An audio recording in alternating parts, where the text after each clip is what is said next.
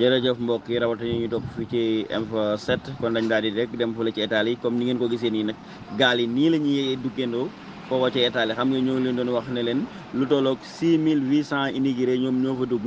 ci 36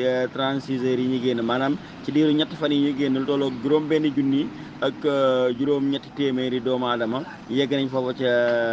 Italie. loolu nag tiital na sax ay ñu mel ne France ak Allemagne ak yooyu ñoom ñu commencé rek sàmm seeni frontière pour que noonu ñu duggee Italie ñu bañ ko dugg ñoom seenum réew kon daal muy li muy takk comme ni ngeen ko gisee noonu ay gaal yi dañuy yegg nekk ay groupe ay gaal yu bare bari di tàbbi ci réew moom mi di Italie kon daal mu nekk lu doy waar en tout cas mi ngi noonu gis ngeen ko Italie moom fi mu toll macha allah gaa yaa ngi fay duggul lim bu takku.